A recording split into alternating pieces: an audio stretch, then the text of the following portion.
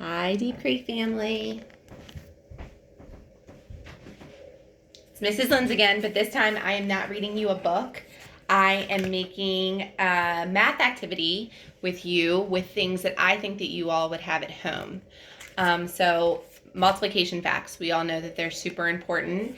This is going to be really for those students that are in grades 3, 4, and 5, but any of the younger students can do it too, and I encourage you to do it.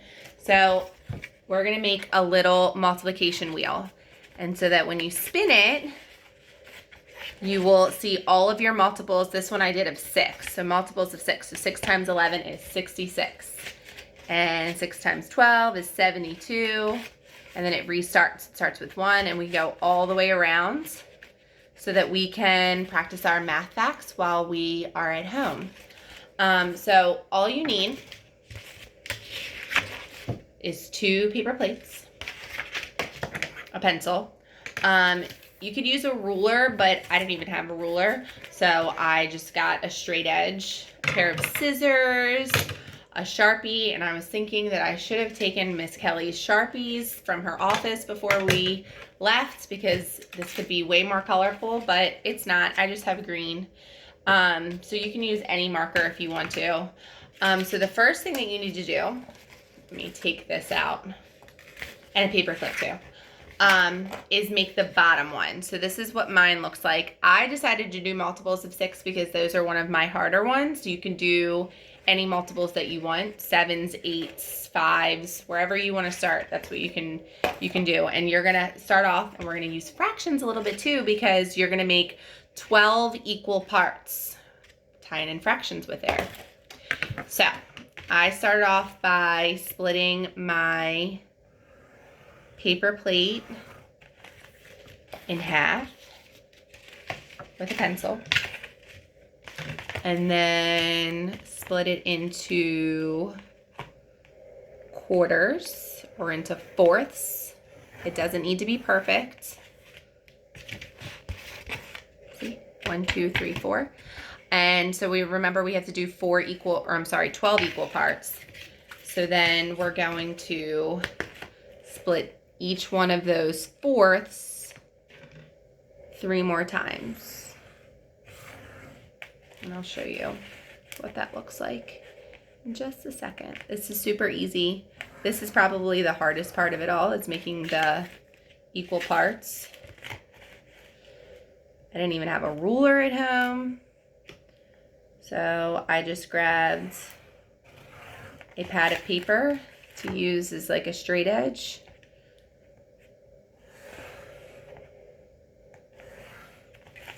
Okay, and there we go.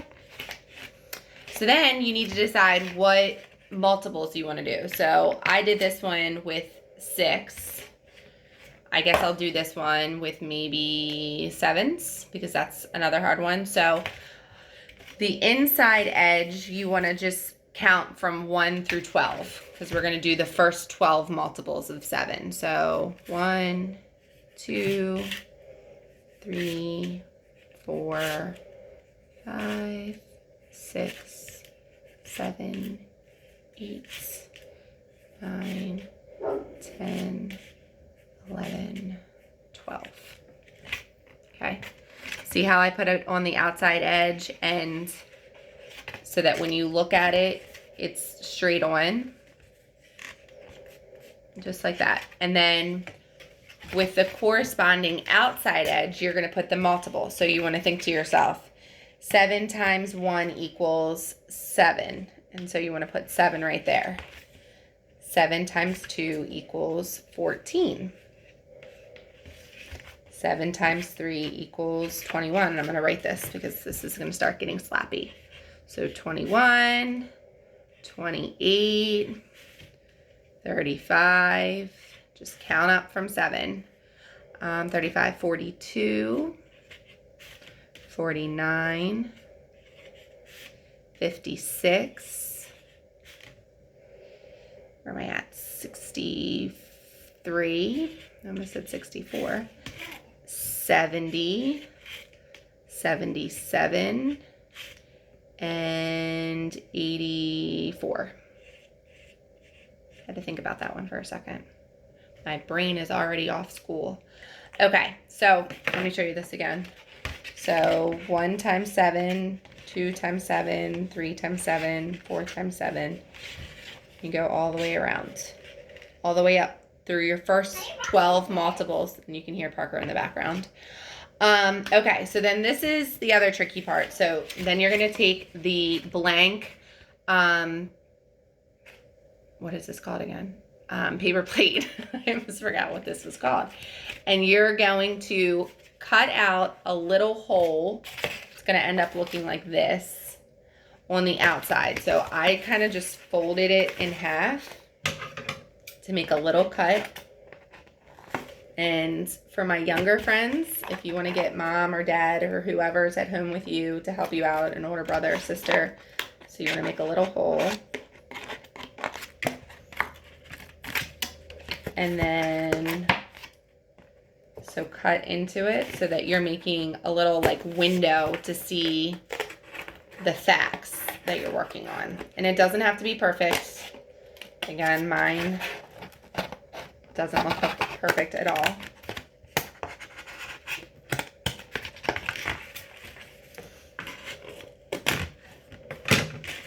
See, little window. And then the outside needs to be cut off too so that you can see the product. So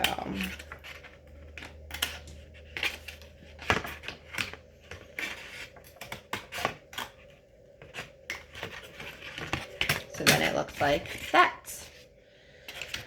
So then you put it on here, and I like to check to see if it actually like worked. So when we put the number in here, it'll be 7 times 11 equals 77.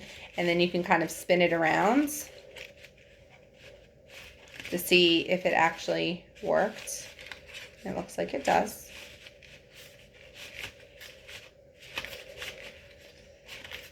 Check all of mine off. Perfect. Okay. So then you can decorate it. I just did multiples of 6, so I would write on here multiples of 7. I made a little tens frame with 6 dots in there. You can decorate it however you want. Again, I wish I would have taken Miss Kelly's all of those fancy Sharpies that she never uses that are in her office. I wish I would have taken them home with me, but I forgot. So multiples of 7, and then in the middle, I'm going to do 7 times. So then you have your equation. So 7 times 11 equals 77. 7 times 12 equals 84. 7 times 1 equals 7. 7 times 2 equals 14, and all the way around. Now, this part isn't required because you can really just, you can spin it just like that. But if you want to connect it, you can use one of those fasteners that splits at the end. I didn't have that here at home, but I did have a paper clip. So if you want to make like a little dot in the center, again, for some of my younger friends, make sure that you ask someone to help you with this, especially if you're using scissors. So I made a little hole.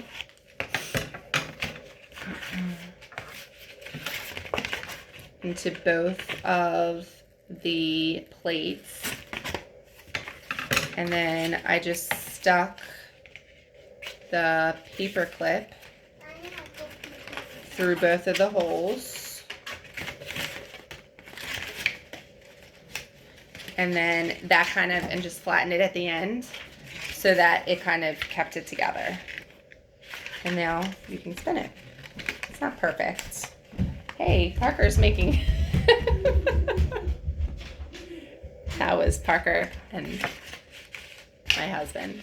And there you go. So you can decorate it, you can make it pretty, you can make it colorful, you can make as many of the plates as you want. And I don't know if your parents want you using all of their paper plates, but you can make it with the multiples that you're not sure of. Just to practice those facts and to keep your brain working while we are away from school. So I wish you well, and I can't wait to be back at school seeing you all. Bye, guys.